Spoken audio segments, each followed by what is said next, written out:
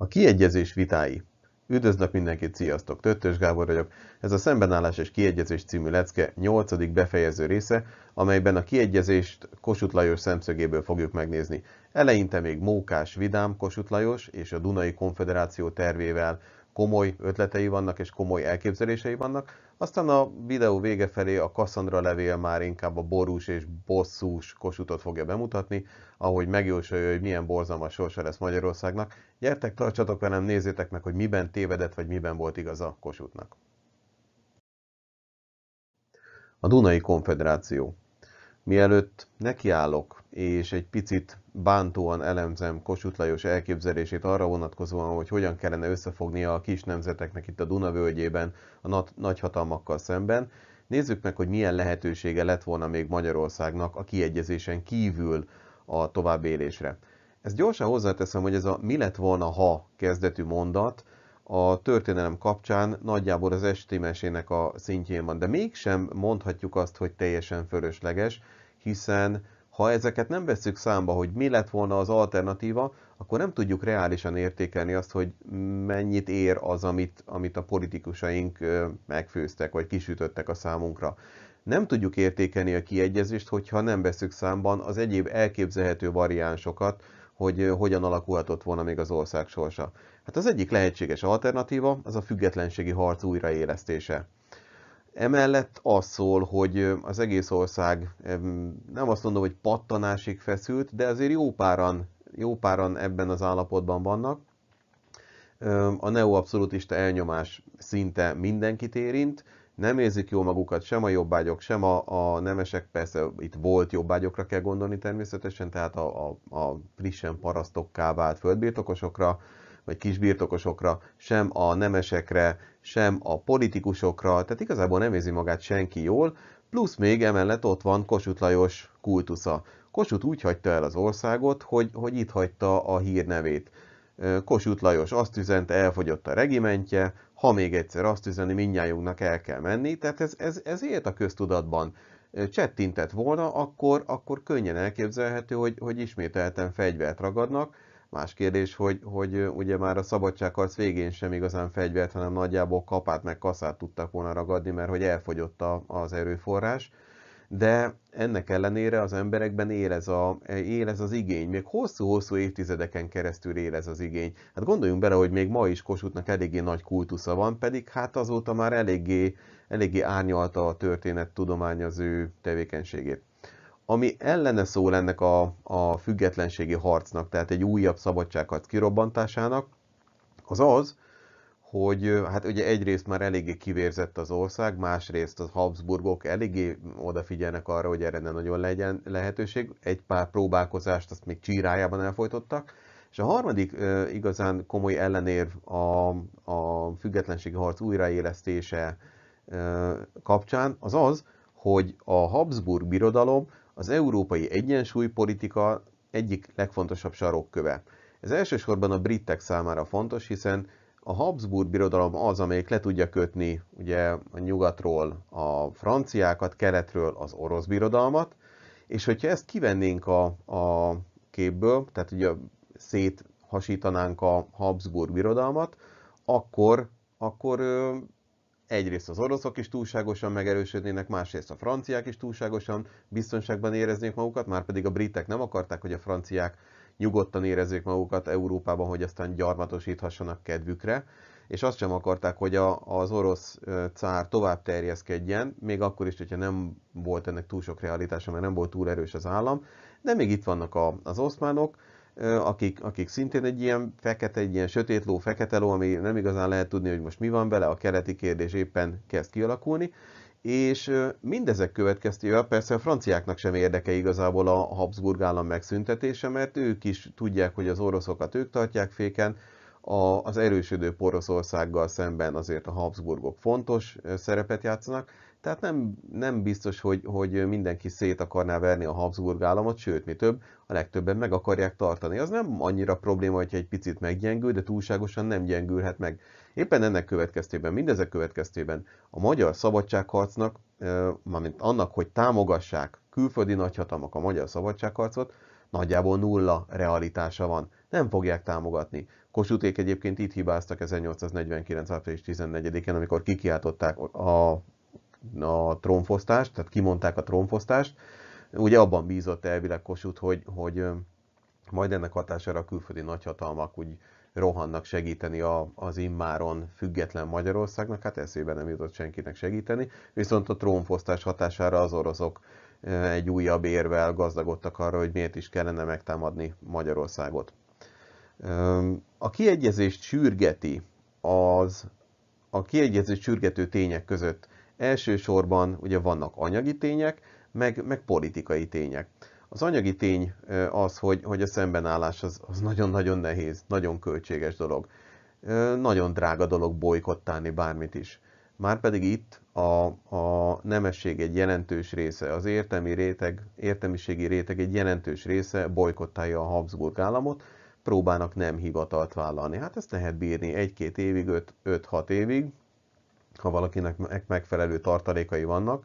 Egy nemesnek még úgy, ahogy el lehet képzelni, egy értelmiséginek, egy polgárnak nem nagyon vannak ilyen tartalékai, és amikor ezek elfogynak, akkor egyszerűen muszáj valamit csinálni. Na most hát ugye ne felejtsük, hogy 1849-hez képest a 60-as évek, 67 az 18 év. Az nem 2-3 év, meg nem 4-5 év, hanem az 18 év. Tehát nagyon hosszú idő telik el. Mindenkinek kimerítő anyagi szempontból ez a dolog. A politikai okok között ugye a társadalmi ellentétek állnak. Az egykori jobbágyok és az egykori nemesek egy szembeállítása az megint csak egy lehetőség a Habsburgok számára. Tehát Ferenc József ki tudja játszani egymással szemben a jobbágyságot és a nemességet. Ugye jobbágyságot olyan értelembe kell venni, hogy a volt jobbágyságot, hiszen lezajlik a jobbágy felszabadítás, és nincsenek már jobbágyok, nemesek, vagy parasztok vannak, de az 53-as úrbéri pátens körüli hercehurca, ez a földrendezés, ez a telekönyvezés, ezért eléggé komoly feszültségeket vált ki. És ugye ez pontosan a harc újraélesztése ellen szól, hiszen egymással szembe tudja állítani akár a társadalmi rétegeket, hát arról nem is beszélve, hogy a nemzetiségeket is szembe tudta volna velünk állítani. Mindeközben ugye, ha már ide raktam illusztrációként, akkor hadd magyarázzam meg, Deák szolgál egyfajta világító toronyként a magyar gondolkodók számára, hogy mit is kellene tenni, és hát Deák nagyon is a kiegyezés felé navigálja, vagy csalogatja az ország hajóját, hogy ilyen szép irodalmian fejezem be ezt a diát. És ezek után következzen Kossuth Lajos Dunai Konföderációs terve. Erről a tervről először még a török emigrációban beszélt, és onnantól kezdve fontolgatta, forgatta magában, csiszolgatta, majd 1862-ben hozza nyilvánosságra az elképzelését, akkor jelenteti meg ezt a javaslatát, hogy hogyan is lehetne összefogni, vagy milyen alternatívája lenne Magyarországnak a Habsburg birodalommal szemben. Ez a Dunai Konföderáció, majd hamarosan következő diában elemzem a szöveget, ami a tankönyvben is van, egy viszonylag hosszabb forrást, de addig is nézzük át, hogy miről is van szó. Ez egy olyan összefogás lenne, amely Magyarországot, Erdélyt, a frissen megalakult Romániát, esetleg Szerbiát, meg Horvátországot vonná bele, és úgy képzeli el Kossuth, tehát az elképzelésének az egyik alapja, hogy egy ilyen föderatív állam viszonylag komoly erőt képviselne, és ennek következtében a nagyhatalmak számára vonzó lehet, tehát helyettesíteni tudná az európai erőegyensúly szempontjából a Habsburg birodalmat. Ez a Dunai Konföderáció szembe tudna szállni esetleg az orosz birodalommal, hogyha arról lenne szó, szembe tudna szállni az oszmán birodalommal, és úgy gondolja, hogy ez elegendő ahhoz, hogy mindjárt vonzó is legyen a nyugatiak számára. Arról nem nagyon beszél, hogy a franciákkal kapcsolatban mi lenne ez ennek az államnak a sorsa. Ugye az angolok számára ez egy fontos kérdés, hogy korábban említettem, a gyarmatosítás miatt. viszont úgy gondolja, hogy ez így elegendő lenne, és hát, hogy ez a kis államok számára is esetleg egy nagyon vonzó dolog lehet. A nemzetiségi kérdést önkormányzati rendszerrel oldaná meg Kossuth, tehát végre eljutott arra a szintre, hogy a nemzetiségeknek lehetőséget kell biztosítani, ami hát nagyon-nagyon üdvözlendő. Egyébként ugye a szabadságharcban is eljutottak erre a gondolatra, egészen időben, 1849. júliusában. Hát ugye ennél már csak az lett volna jobb, hogyha az emigrációból üzen valamit vissza, hogy mit kellett volna csinálni. Ja, de várjunk csak, mint hogyha pont ezt csinálná most, nem? Na mindegy, nem akarok gonoszkodni, nem akarom bántani Kossuthot. Meg lett volna a lehetősége arra, hogy a nemzetiségeket jól kezelje, de nem kezelte jól. Most egy ilyen elképzeléssel állt elő. Hát a magyar vezetők, magyar politikai vezetők döntő többsége elutasítja ezt az elképzelést, ezt a Kossuth-féle elképzelést két fontos ok miatt. Az egyik az az, hogy ez az elképzelés lemondana Magyarország politikai vezető szerepéről, mind Erdélyben, mind pedig Horvátország kapcsán, meg amúgy is, hát jó, hogy nem már majd itt a románokkal, meg a szerbekkel fogunk egyezkedni. Ne felejtsük el, tehát erről hajlamosak vagyunk megfeledkezni, hogy Magyarországnak még mindig 50%-a nemzetiségi. Tehát a Magyarország lakosainak több mint a fele az nem tud magyarul, nem magyar. Szlovákok, románok, szerbek, rengeteg, sváb, bocsánat, ruszinok, rutének, horvátok, örmények, zsidók, cigányok, rengeteg nemzetiség él az országban, és őnekik tehát azért nem ártana valamiféle, most már autonómiát, vagy kedvezményt, vagy valamit adni. A magyar politikai vezetők erről továbbra is tehát nem akarnak tudomást venni, az az elképzelés, hogy tessék magyarrá válni, és akkor bármit lehet csinálni.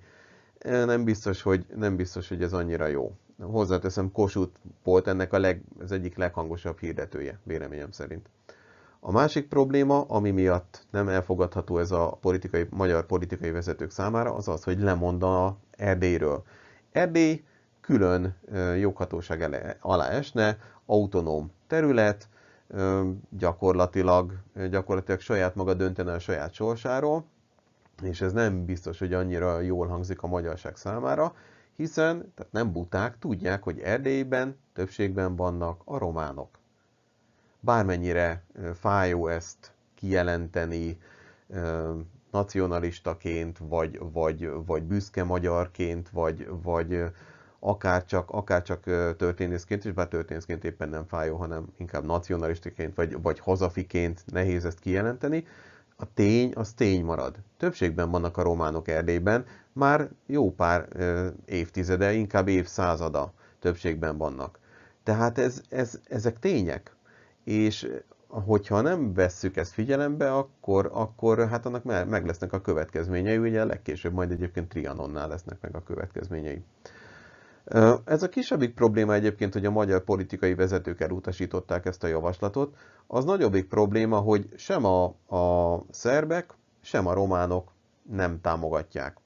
Ugye szerbek nem szeretnének hozzánk tartozni, az önálló nemzetállamban gondolkoznak, románok meg hát most jött létre nagyjából az államuk, egy friss államról van szó, Moldából és Havasalföldből alakult meg végre Románia, mármint hogy nekik végre Románia. Hát eszük ágában nincsen lemondani a frissen kiharcolt függetlenséget, vagy frissen megkapott függetlenségről, és szóba se jöhet az, hogy majd itt a magyarsággal, meg a nem tudom kikkel így összefogva majd egy beleolvadunk egy másik nemzetbe. Nagyon-nagyon időszerűtlen volt ez véleményem szerint ez a feltevés ebből a szempontból. Hát ők saját nemzetállamot szeretnének természetesen. Aztán, hogy ne csak a kisebb nemzetekről és kisebb országokról beszéljek, van, aki még ezen kívül ellenzi. Ellenzi természetesen a Habsburg állam, ellenzi Ausztria, ellenzi orosz birodalom, az orosz cár sem rajong az ötletért, és természetesen az Oszmán Birodalom sem támogatja. Tehát ők nem szeretnének itt egy új államot látni, az eddigivel sincsenek annyira megelégedve, de az oroszoknak meg az oszmánoknak kifejezetten nem baj, hogy a Habsburg Birodalom gyengélkedik. A Habsburgok meg hát miért akarnák elveszíteni a Magyarországot, meg Erdélyt, meg Horvátországot, meg itt a Vajdaságot, meg ilyesmit, tehát szó sincs róla. Úgy gondolják, hogy ezt nem hagyhatják. Tehát összefoglalva, Kossuth kitalált egy olyan államot, ami sem a magyaroknak, sem a többi résztvevő államnak nem jó.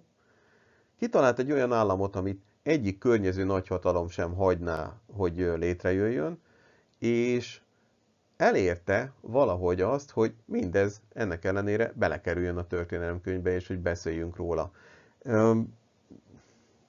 Zseniális dolog. Az a véleményem, hogy zseniális az, hogy erről még most itt kell beszélni, de hát benne van a tankönyvben. Egyébként érdekességnek, tehát nem azt mondom, hogy unalmas dolog, csak ennyi erővel sok más olyan dologról is beszélhetnénk a magyar történelemből, ami nem valósult meg. Szerencsére most nem tanórán vagyunk, hanem egy fakultatívan választott tanórán, tehát akinek nem tetszik ez a dolog, az nyugodtan kapcsolja ki, de azért ezt ne tegyétek most. Most pedig következzen az a tankönyvi forrás, amivel már az imént fenyegettenek titeket. Azon országok mindenképpen sajátlagos viszonyai, melyek a Kárpátok és a Duna, a Fekete-tenger és az Adriai-tenger között feküsznek, nagyon megnehezítvén egy egységes állam alakulását, kívánatos, hogy az e tájakon elterülő történeti államok egymással szövetségre lépjenek, melyet Dunai Szövetségnek lehetne elnevezni. Nem akarom bántani Kossuthot, hogy mindjárt az első bekezdésben már megadja, hogy kellene elnevezni ezt az egészet. Egy picit megkritizálnék egy másik dolgot. E tájakon elterülő történeti államok. Most ezek a történeti államok a körülbelül 10 éves Románia, a Szerbia, amelynek hát ugye van múltja, de önállósága nem olyan régi, a Horvátország, amelynek természetesen nagyon komoly múltja van, de körülbelül mondjuk 700 éve nem önálló, lehet, hogy mondjuk 700 valamennyi. De nem biztos, hogy annyira pontos ez a szöveg, de lesz még rosszabb. Az új közjogi rend alapja a Dunai tartományokban az egyes népek szabad beleegyezése volna, akár egy törvényalkotógyűlés, akár az általános szavazat alapján. Tehát törvényalkotógyűlés vagy általános szavazat. Itt nem az általános választójogra kell gondolni, hanem hogy tehát közvetett módon vagy direktben szavazzanak a fontosabb kérdésekről az emberek. Így például Erdély lakói általános szavazattal fognák eldönteni. Azt azért hadd jegyezzem meg, nagyon szép ez az igeidő, sajnos azóta kiveszett a magyar nyelvből, hiszen értelmezni kell. A fognák az a jövőbeli lehetőségnek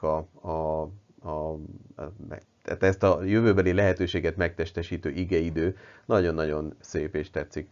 Tehát így például Erdély lakói általános szavazattal fognák eldönteni, vajon hazájuk egy legyen-e Magyarországgal, vagy legyen politikailag egyesülve Magyarországgal, közigazgatásilag pedig különválva, vagy végre csak szövetségben legyen Magyarországgal és a többi szövetségi állammal, mint maga is autonóm állam, teljes egyenlőség alapon.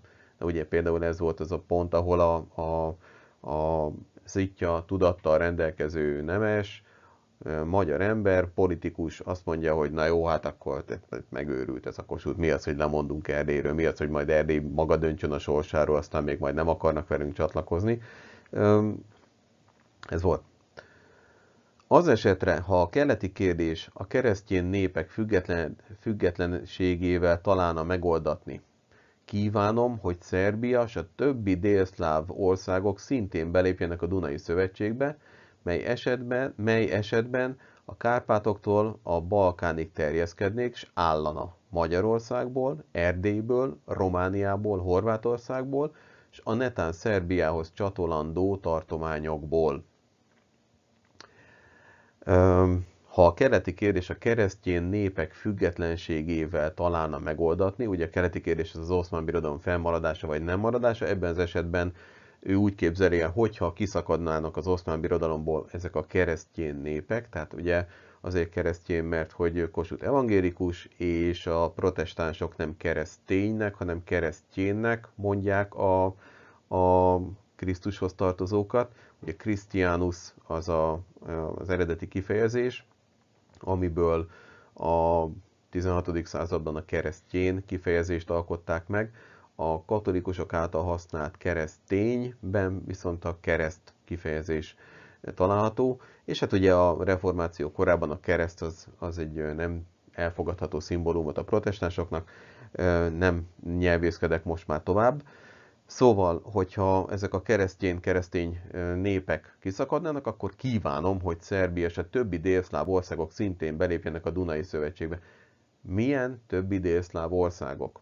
Azért ez egy érdekes kérdés, mert hogyha Boszniára gondolunk, az többségében muzulmán, vannak ott bőven zsidó vallású emberek, tehát zsidók, vannak ortodoxok és vannak katolikusok is, de többségében nem keresztényekről beszélünk. Melyik az a többi országa vagy tartomány, amelyik keresztény, még nem igazán értem, de ő biztos tudja, hogy mire gondolt. Tehát ő kívánja, hogy Szerbia és a többi ország is belépjen ebbe a Dunai Szövetségbe. És akkor ugye állna Magyarországból, Erdélyből, Romániából, Horvátországból, és netán Szerbiához csatolandó tartományokból, meg hát nyilván Szerbiából is. Ez egy jó elképzelés egyébként, csak hát ugye, ahogy már említettem, senkinek sem tetszik. A szövetségi szerződést egy törvényhozó gyülekezet készítené, alapul véve bizonyos elveket, mik közül néhányat megjelölök. Tehát szövetségi szerződés lenne, amelyet egy összgyűlés készítene elő. 1.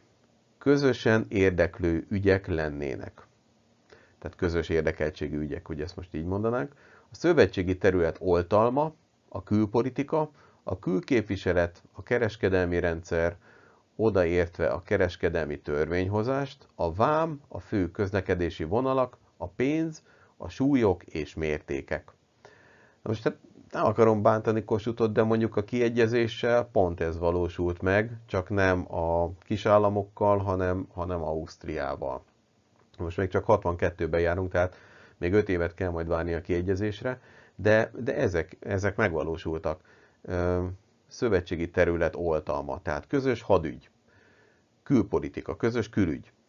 A külképviselet, ugye külügy, kereskedelmi rendszer, odaértve a kereskedelmi törvényhozást, ez mondjuk kicsit olyan érdekes, tehát ez nem biztos, hogy ennyire közös ügy lett. A vám az ugye belső vám nincs, fő közlekedési vonalak az például nem közös ügy volt, de hát mivel a gazdaság összekapcsolódott a vámunió révén, ezért logikus, hogy összehangolták. A pénz és a súlyok és a mértékek egyeztetése az megvalósult. Tehát gyakorlatilag ezt sikerült megvalósítani, csak nem a románokkal, meg a horvátokkal, meg a szerbekkel, hanem Ausztriával, meg a kapcsolt tartományaival, mondjuk a csehekkel. Mindent, ami a szárazföldi és tengeri haderőre, a várakra és hadikikötőkre vonatkozik, a szövetségi hatóság fogná szabályozni, megint csak ugye a jövőbeli lehetőség. Haderő. A szövetség egyes államainak a küludvaroknál nem volnának külön képviselőik, a szövetségi diplomácia egy és közös lesz. Nem akarom bántani, de hát ezt itt már leírta az 1-es pontban. Tehát, hogy közös külképviselet. Jó. Közös lesz a vámügy, melynek jövedelme az egyes államok közt aként fog fölosztatni, miként a törvényalkotó gyülekezet megszabni fogja. Közös lesz a kereskedelmi törvényhozás, egy pénz, egy súly, egy mérték az egész szövetségben. Jó, biztos sok volt a papír. Erről már volt szó korábban is. Most jönnek a fájó pontok számomra.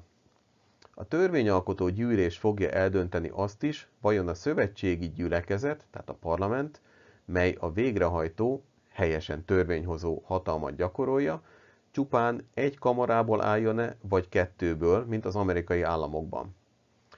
Mielőtt tovább mennék és elkezdeném dicsérni egyébként az ötletet, azért nem tudok elmenni afelett, hogy egy volt kormányzó elnök, egy egész életében politikával foglalkozó figura, akinek ráadásul már ideje is van, mert hogy egy 10 pár éve emigrációban él, és szívügye a magyar szabadság, és tudora a belpolitikának, külpolitikának, mindennek, Hogy tévesztheti el a végrehajtó, vagy hogy cserélheti fel a végrehajtó hatalmat a törvényhozó hatalommal? Hogyha szigorú akarnék lenni, akkor erre azt mondanám, hogy ilyen esetben egy komolyabb középiskolában egy pár évvel ezelőtt még egy ilyen tévesztésnél azt mondta volna a tanár, hogy jó, akkor ülj le egyes. Egy ilyen tévesztésnél az egyetemi vizsga megszakad, ott félbeszakad. Akkor köszönjük, hogyha ilyet eltéveszt valaki, hogy végrehajtó hatalom, meg törvényhozó hatalom, ez nem összekeverhető. Tehát ez nem összekeverhető, bocsánat, az én agyamban, meg az én olvasatomban. És természetesen nyelvbotlás lehet. Kicsit már előre gondolkodik az ember, és a szavai egy picit késve követik, és ezért fölcserél. Ilyen előfordulhat, igen.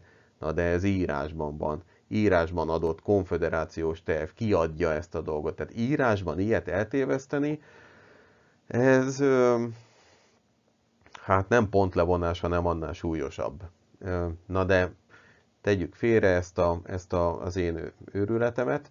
A törvényalkotó gyűlés fogja eldönteni azt is, vajon a szövetségi gyülekezet, tehát a parlament, amely a törvényhozó hatalmat gyakorolja, csupán egy vagy két kamarából álljon-e, mint ugye az USA-ban. Utóbbi esetben, tehát hogyha kettőből állna, a képviselőház választatni fog, tehát megválasztják, az egyes államok népességi aránya szerint. Hát ugye jó ötlet, az USA-ban működik. A szenátusban a nagy és kis államok egyenlő számú tagok által lesznek képviselve, amiben a kisebb államokra nézve kitűnő garancia rejlik. Hát ezt is az USA-ból hozta ezt az ötletet, egyébként ott is jól működik, ugye a szenátus és a képviselőház az államok lakosságának arányába delegálja a képviselőket, a szenátus meg az egyenlőség elvét követi, tehát az egyik az arányosság elvét követi, a másik az egyenlőség elvét, mindegyik állam kettőt delegál a szenátusba, a képviselők közé meg tehát lakosság arányosan, és ezt itt is meg lehetne valósítani. Ez egyébként egy jó ötlet, csak ne tévesztette volna el ezt a törvényhozást, vagy a törvényhozó hatalmat a végrehajtóval. A végrehajtó hatalmat egy szövetségi tanács gyakorolja, melyet ha egy kamara lesz ez, ha kettő, ezek választják. Tehát lesz egy ilyen szuperkormány. Ő fog irányt adni a külpolitikának is a törvényhozás ellenőrzése mellett. Tehát úgy képzeli el, hogy egy összkormányzat irányítja azért az egész államot. A szövetség hivatalos nyelve fölött a törvényalkotó gyűlés fog határozni. Hát ugye ez egy eléggé neuralgikus pont. Már Magyarországgal kapcsolatban is eléggé komoly feszültségek voltak, amikor 1844-ben magyar lett az államnyelv, az a 50%-nyi nem magyar nem nagyon örült neki, de azért megnéznék egy ilyen vitát, ahol a románok, a szerbek, a horvátok, a bosnyákok, meg mi magyarok így nekiállunk, aztán megbeszéljük, hogy mi legyen a közös államnyelv, mert olyan szívesen tanuljuk a másik nyelvét, meg ők is szívesen tanulnák a magyart.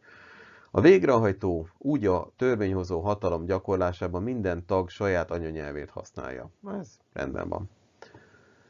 A szövetségi hatóság székhelye váltakozva, majd Pesten, majd Bukarestben, egyszer Zágrábban, másszor Belgrádban lesz.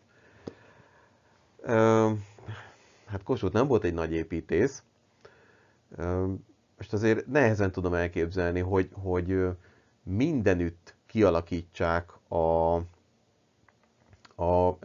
ezeket az épületeket, ahova ezek az intézmények be tudnak költözni, és akkor így sem az nem elképzelhető, hogy egy-két évente, sem az nem képzelhető el, hogy 4-5 évente költözzenek egyik nagyvárosból a másikba, és akkor hát nem, ez életszerűtlen. Nem tudom, hogy hát nyilván költözött a hivatallal, nem tudom, hogy nem jutott eszébe, hogy 1848. december 31-én nem volt olyan jó móka költözni, meg ott berendezkedni Debrecenben.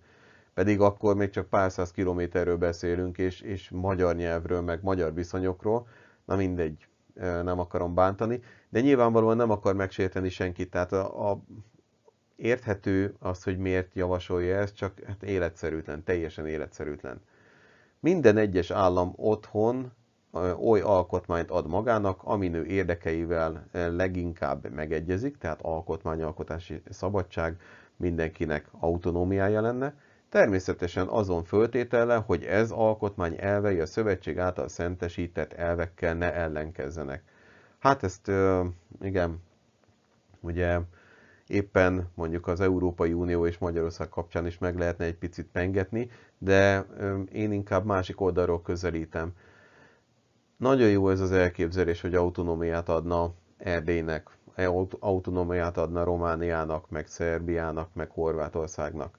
Egyetlen egy apró kérdésem van, hogy ezt mondjuk egy 15 évvel korábban miért nem tudta javasolni.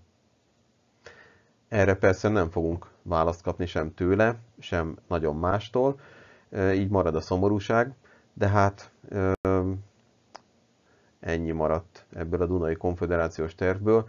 Elképzelésnek érdekes, de ha még egy egyszerű bocskoros történelemtanár is ennyire szét tudja cincálni, akkor ennek túl sok realitása a korszakban biztosan nem volt. A Kasszandra levél. Következzen tehát az a levél, amelyet Kossuth írt 1867. május 22-én Deák Ferenchez, mégpedig abból a megfontolásból, hogy figyelmeztesse arra, hogy nagyon-nagyon rossz irányba halad, és hogy ennek nagyon-nagyon nem lesz jó vége. Kasszandra levélnek mondják, hiszen a végén Kasszandrát idézi meg.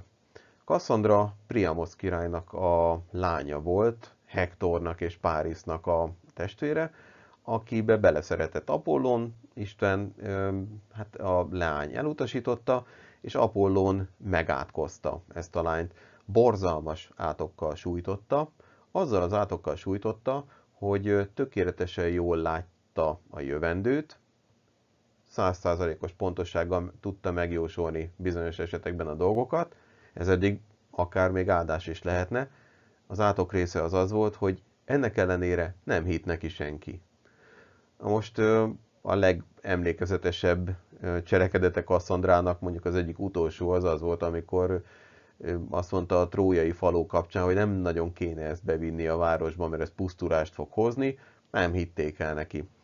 Na most ezt a Kasszandrát ölti magára, vagy ezt a Kasszandra szerepet ölti magára Kossuth Lajos, figyelmeztet, egy intő jóslatot ad arra vonatkozóan, hogy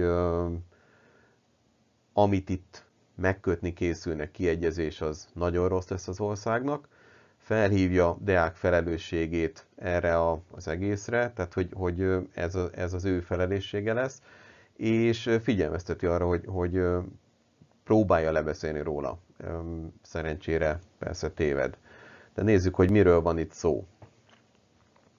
Ja, igen, még egy kiegészítő információ. Általam nem ismert okoknál fogva ez a Kasszandra levél nincs benne már az új tankönyvben, olyannyira nincs, hogy nem is említik. Ennek ellenére azért eléggé fontos, és úgy gondolom, hogy nem árt megismerni legalább a rövidített részletet, ami a régi tankönyvekben benne volt. Barátom, engedd meg a megszólítást azon múlt emlékének nevében, amely a hosszú számkivetés keservei, a hazafi bánat és családi bú súlya alatt előttem mindig szent marad. Egy szép bevezető mondat. Mi nem csak elv rokonok, de barátok is valánk, azaz voltunk, a szó nemesebb értelmében férfikorunk szebb szakaszán keresztül, midőn még egy irányba haladtunk a hazafiúi kötelesség ösvényén. Igen, itt azért megállanék egy picit, Deák azóta is azon az úton halad, én úgy gondolom, Kossuth pedig hát így a távolból üzenget. Nem azt mondom, hogy az ő sorsa könnyű, de hát kisebb a felelőssége, mint Deáknak, az biztos. Nem vélek hibázni, midőn állítom, hogy azon példátlan befolyás, amelyet a nemzet határozataira gyakorolsz, azon álláspont következése, amelyet 1861-ben választottál. Ez igaz. Tehát 1861-es szerepvállalásának következménye az, hogy ő lesz a politikai vezető. Zárójelbe jegyzem meg, hogy addig sem nagyon volt más. Tehát addig is az ő útmutatása hatott mindenkire, és itt visszautalok arra a grafikára még az első diáról a világító toronyként kimagasló deákra. És nem vélek hibázni, midőn állítom, hogy a roppant erkölcsi hatalomnak, amely kezeidben van, kulcsa abban fekszik, hogy a romlatlan nép ösztönszerűsége téged, a nemzeti jogok békés úton visszaszerzésének terén vezérét, még mindig az 1861. jogalapon vél állani. Na most azért ez egy picit összetettebb mondat. Tehát abban van ez az erkölcsi hatalom, hogy a nép ösztönösen azért követi Deákot, mert úgy gondolja, hogy 1861-et nem tagadta meg. Egyébként nem is nagyon tagadta meg, ezt gyorsan hozzáteszem. Kossuth azonban másként látja. Pedig már rég nem állasz ott. Tehát nem áll, de nincs az 1861. Évi jogállapoton, más dolgokat követ, sokkal több dolgot enged meg a Habsburgoknak. A jog visszaszerzés álláspontjáról a jogfeladás sikamlós terére jutottál. Tehát ahelyett, hogy ugye több jogot szerezne, felad jogokat. Mi marad még feladnivaló mindazon jogokból, amelyek az alkotmányos állami élet lényegét és biztosítékait képezik? A magyar hadsereg az osztrák birodalmi sereg kiegészítő részévé deklaráltatik, és annak nem csak szervezetes vezénylete, de még alkalmazása is a magyar miniszteri felelősség alól elvonatik, és a magyar országgyűlésnek nem felelős birodalmi kormány rendelkezése alá bocsáttatik. Na most azért álljunk meg egy picit. A független magyar hadsereg ideáját, oké, hogy 48-49-ben sikerült létrehozni egy honvédséget, de előtte ugye, hát legutoljára 1711-ben már eldöntötték, hogy nincsen önálló magyar hadsereg, tehát a szatmári békében már lemondtunk erről a jogunkról. Ez az egyik dolog, amit észrevennék, hogy tehát ez nem egy újdonság, hogy nincsen önálló magyar hadsereg. A másik dolog, ugye a kiegyezés kapcsán azért nem a birodalmi kormány rendelkezése alá bocsáttatik a hadsereg, tehát nem egy birodalmi kormány fog erről intézkedni, hanem a közösen irányított, közösen útbaigazított, ugye delegációk által útbaigazított hadügyminiszter, illetve Ferenc József. Nem birodalmi kormányról beszélünk itt, hanem hát ha már mindenképpen rosszat akar mondani, akkor azt kellett volna mondani, hogy az uralkodó, vagy Ferenc József. De birodalmi kormány nincs. Tehát konkrétan nem lesz birodalmi kormány, nincsen birodalmi kormány. Vannak közös miniszterek, igen, de ez nem birodalmi kormány, tehát ez egy fikció. Bocsánat. De én e tényben a nemzet halálát látom. És mert ezt látom, kötelességemnek tartom megtörni hallgatásomat.